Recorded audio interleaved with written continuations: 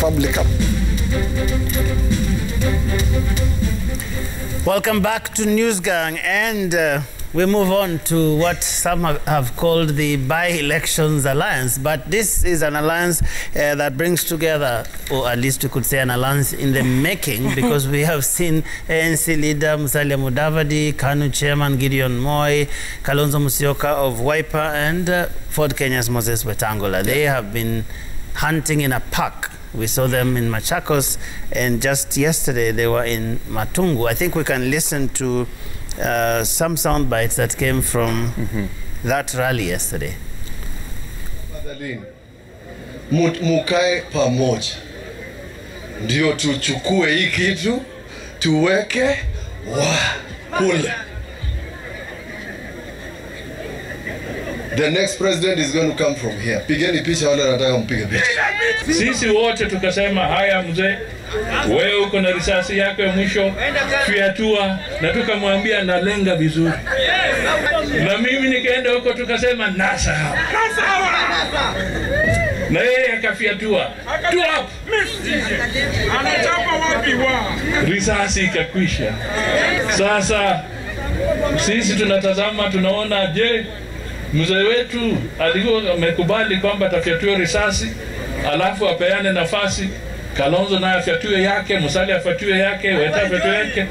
Sasa tunaona ndugu yetu ameenda kukopa bunduki ya mwingine, anataka kufiatua tena. Kati ya sisi watatu tumeinvest in our brother Raila 30 political years. Sasa wewe ndugu Raila, this is your time now bwana, to return your hand.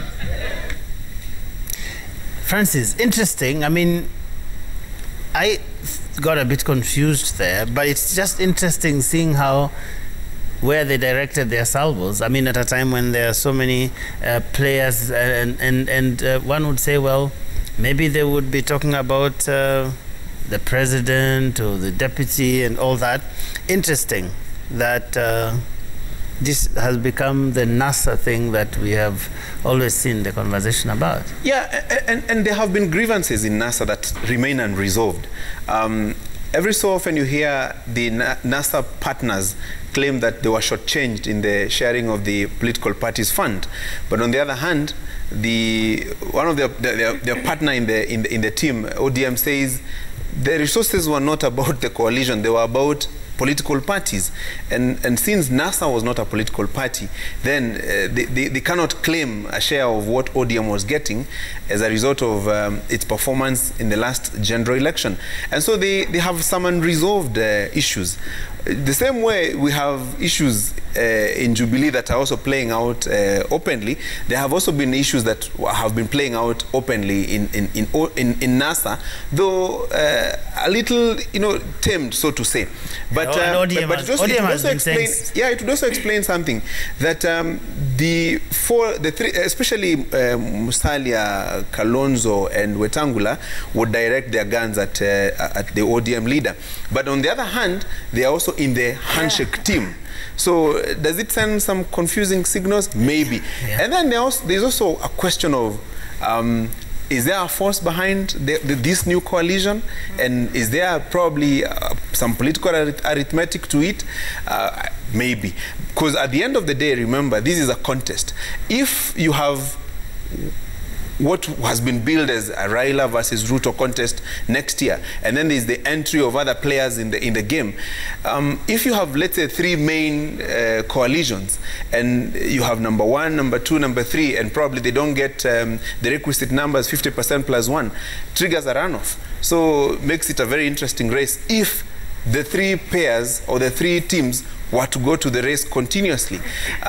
Is there probably a point of convergence between, or eventually a convergence of ideas in the handshake team that will culminate in one team? Probably. But as it is now, is a three-pronged kind of race in the for next year, though there are other presidential candidates who will keep coming up. If it gets there, does it make a runoff an interesting affair? Maybe it does. Yeah, this sounds like unresolved issues, and I have to say that this new alliance or brooding alliance seems like something we have seen before. the players are pretty much the same, save for the entrance of Gideon Moi from KANU. And also wondering, what is their ideology? What brings them together other than to continue with the same narrative that Yule alisema akona risasi moja and now he's...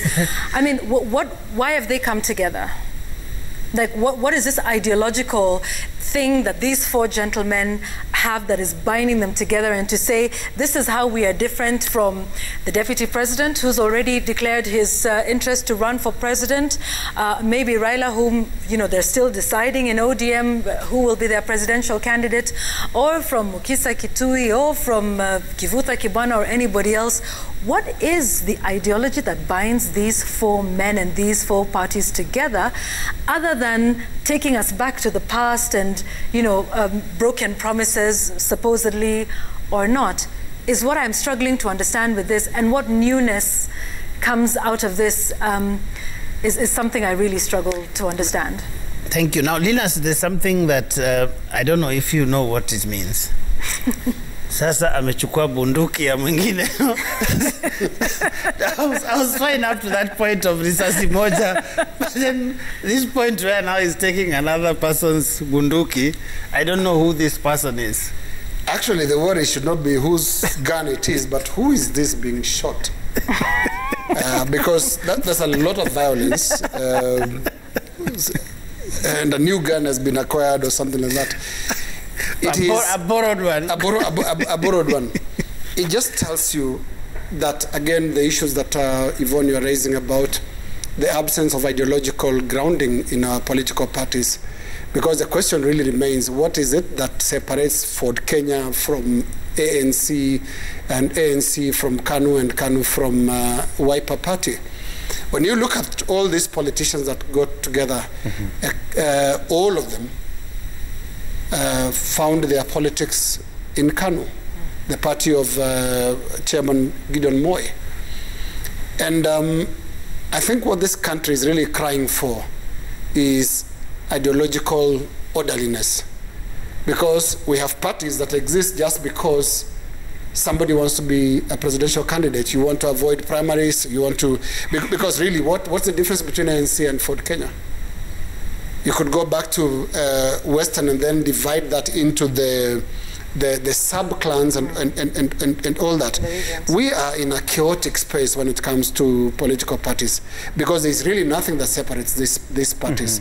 In other places, we'd be talking conservatives versus liberals. And when you look at all these ones, Ford Kenya, actually except for maybe Wetangula, the rest are conservatives, if they were to be placed in proper ideological spaces.